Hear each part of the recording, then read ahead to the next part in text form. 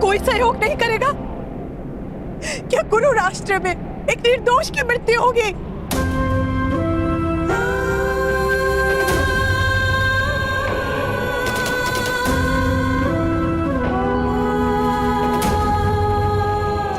क्या महाराज नेत्रहीन के साथ साथ हृदयहीन भी है? कोई तो सहायता करो।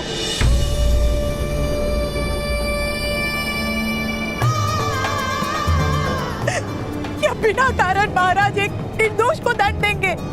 क्या सूतों का कोई आधार नहीं?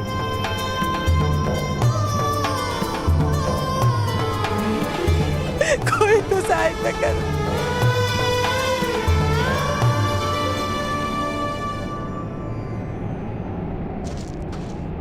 नहीं राधा, महाराज के लिए ऐसे अपशब्द कहोगी तो इसी समय मस्तक काट लिया जाएगा। तुम्हें क्या करो भ्राता भीष्मा? किस प्रकार रोको इस अन्याय को? किस प्रकार रोको? हमें महाराज के सामने अपना पक्ष रखना होगा। महाराज ऐसा अन्याय नहीं होने देंगे।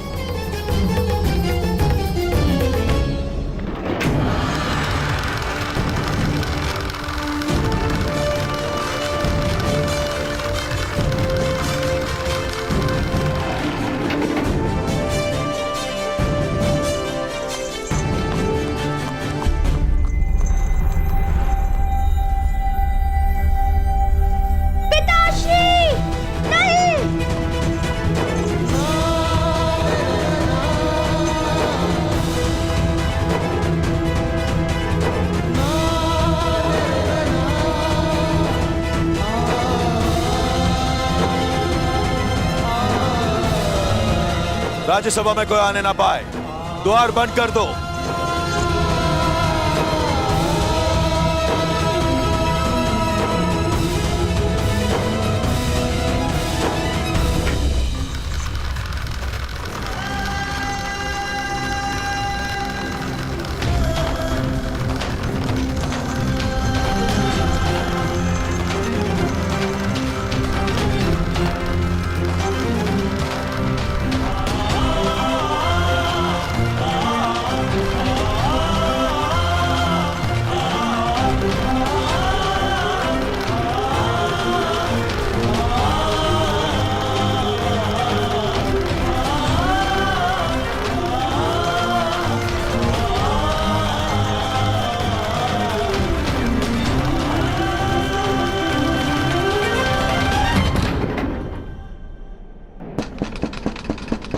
द्वार खोलिए!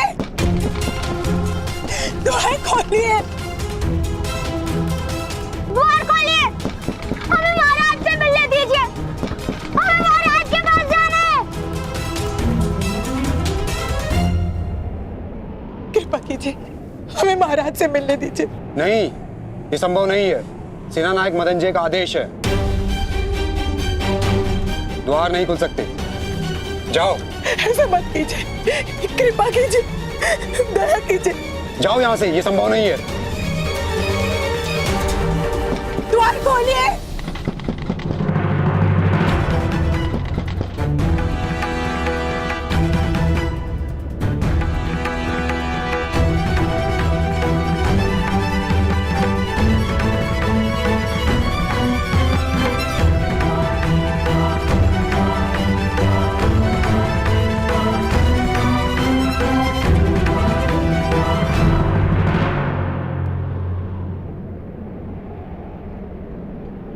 भ्राताकर्ण, आप क्या कर रहे हैं? महल में जाने की योजना बना रहा हूँ शोन। हमें राजमहल में जाने की अनुमति नहीं है।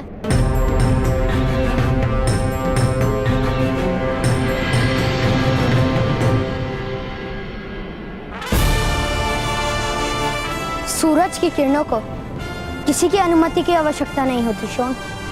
वो बादलों को चीर कर भी पृथ्वी तक पहुंच ही जाती है।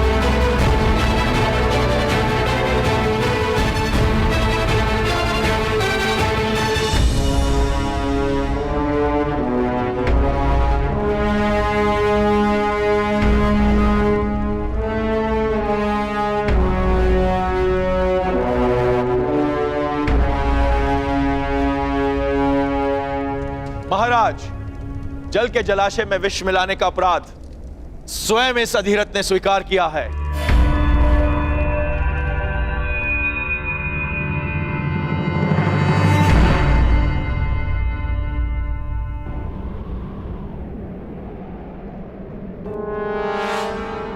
क्षमा कीजिएगा महोदय, पक्षी गिराने की इच्छा हो रही थी।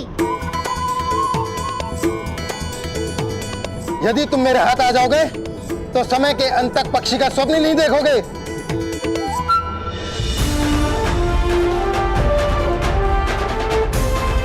चलो जाओ यहाँ से। चलो वैशाली।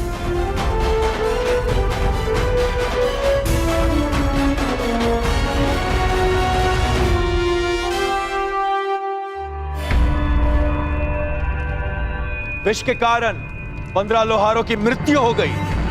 नहीं, यह असत्य है।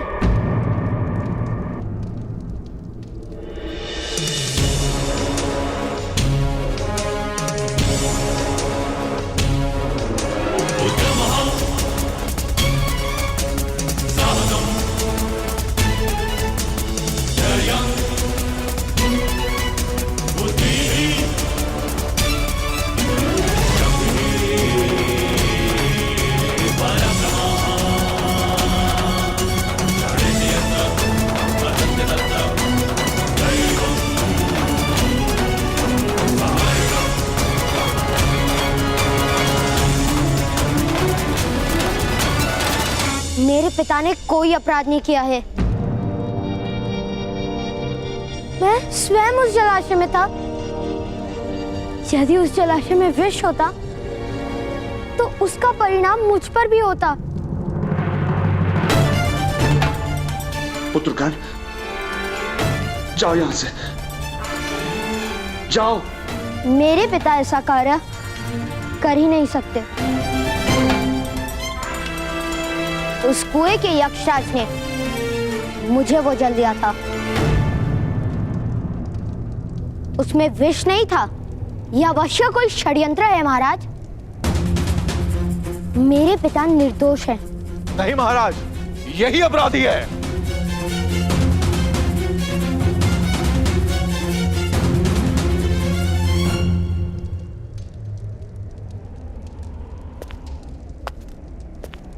अधिरथ सुषेण, तुम्हारा पक्ष क्या है?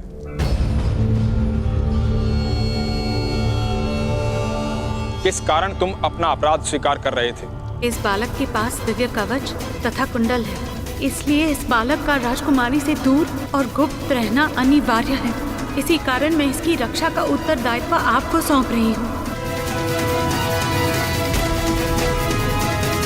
पिताश्री, महाराज के सामने सत्य बोलिए।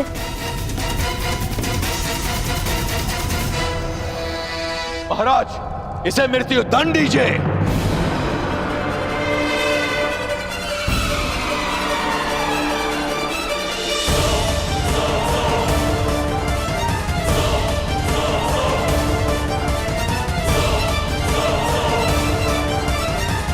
ग्राम सेवक मदनजय, क्या तुम्हारे पास कोई और प्रमाण है कि जल में विष अधिरथ ने मिलाया है?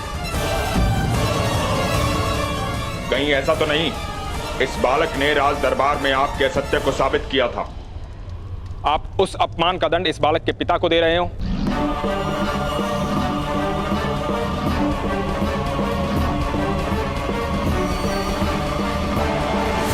महाराज, कोई भी दंड निश्चित करने से पूर्व हमें इस अपराध को हर पक्ष से समझना आवश्यक है। महाराज, इसने अपना अपराध स्वीकार किया है।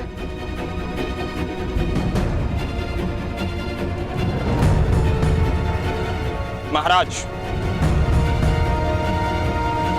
हाँ विदुर। महामंत्री विदुर, 15 मनुष्यों की हत्या का दंड केवल मृत्यु ही हो सकता है।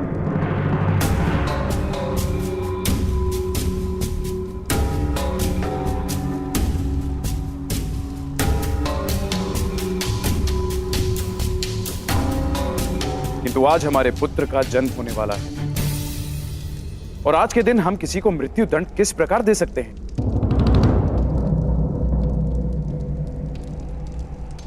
फिर मैं अदृश्य शेण को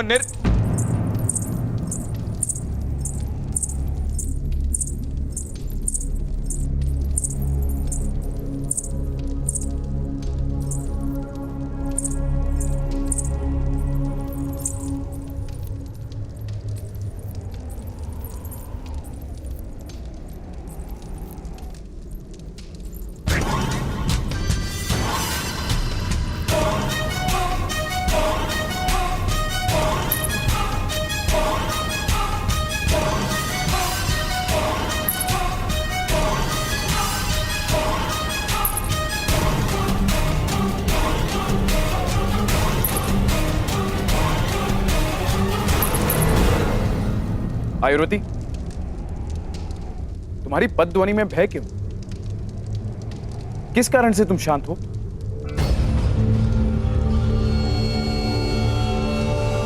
आयुर्वती, तुम्हें आदेश है, मेरे पुत्र का समाचार दो। मेरे उत्तराधिकारी के आने का समाचार इस सभा को दो।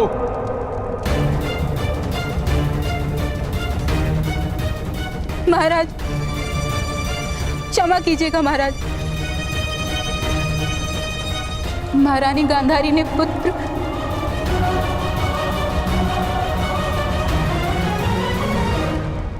बोलो आयुर्वती।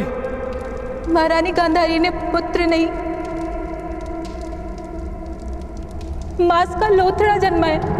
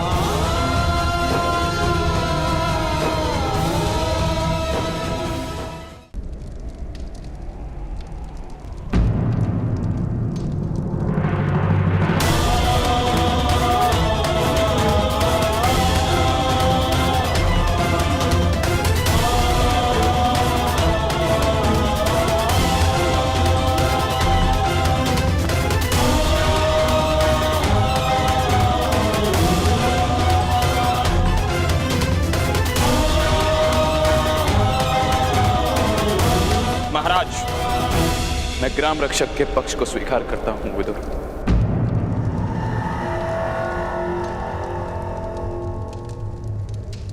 वो जो दंड निश्चित करेंगे वही उचित होगा।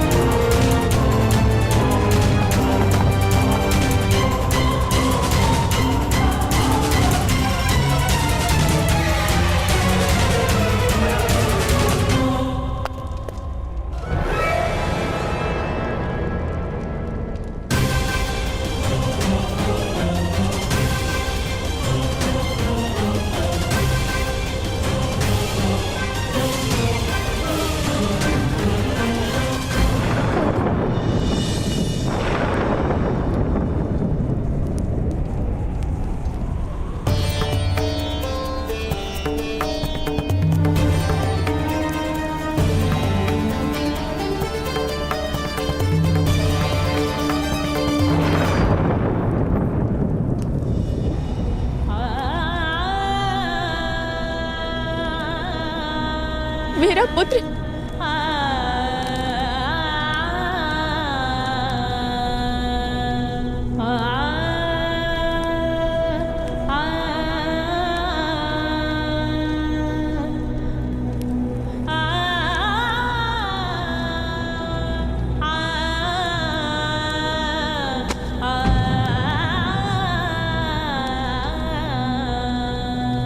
गांधारी,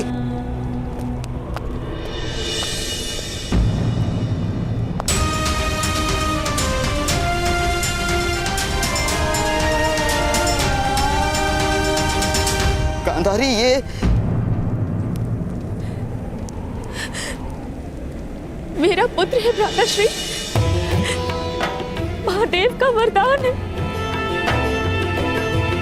नहीं नहीं गांधारी नहीं, मांस का लोथड़ा है, हमारे स्वप्नों का अंत है ये।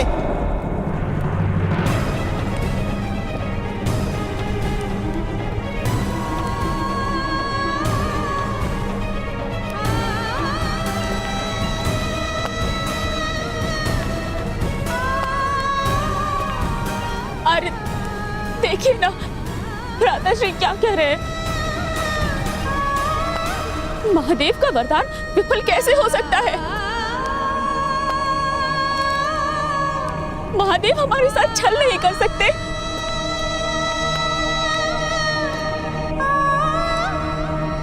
हमारे पुत्र के जन्म से तो हमारे जीवन का प्रारंभ होने वाला था ना आर्य। हमारे सपनों का अंत कैसे हो सकता है?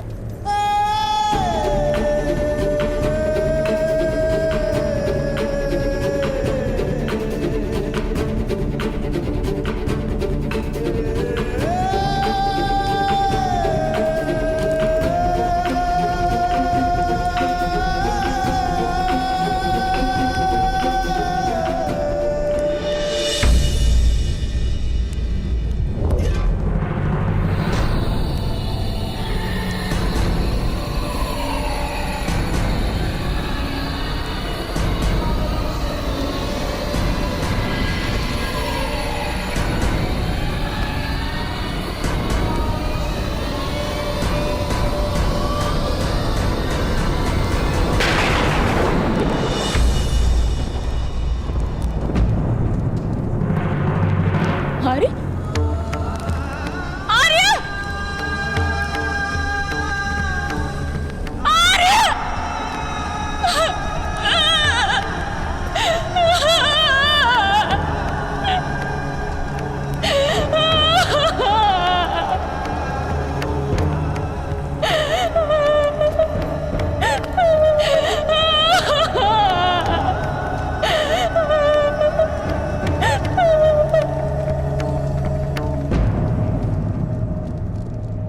कोई तो उपाय होगा पिताश्री।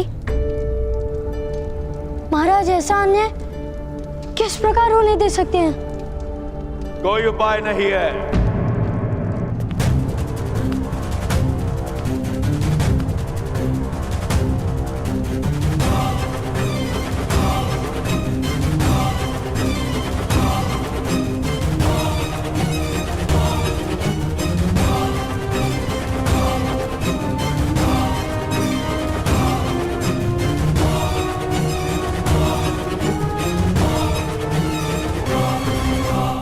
अब तो तुम्हारे पिता के अपराध के दंड का निर्णय स्वयं महाराज ने मुझे करने को दिया है। मेरे निर्णय का आभास तो तुम्हें हो चुका होगा। तुम्हारे पिता को कल मैं अपने हाथों से मृत्यु दंड दूंगा।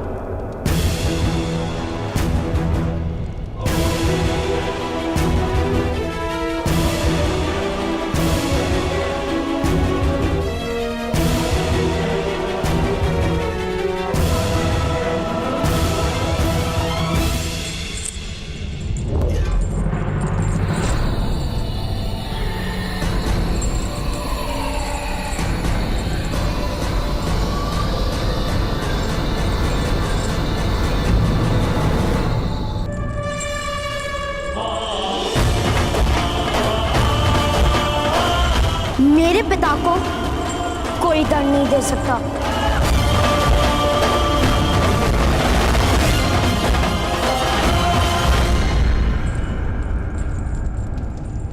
यह तुम्हारा वन नहीं, जहां वनवासियों के सामने तुमने अपना शौर्य दिखाया था, ये हस्तिनापुर है। यदि तुमने मुझे रोकने का प्रयत्न किया तो गांधार और हस्तिनापुर की सेना से तुम्हें युद्ध करना पड़ेगा। अपने पिता के जीवन की रक्षा करते अपने पूरे परिवार के जीवन को संकट में डाल दोगे।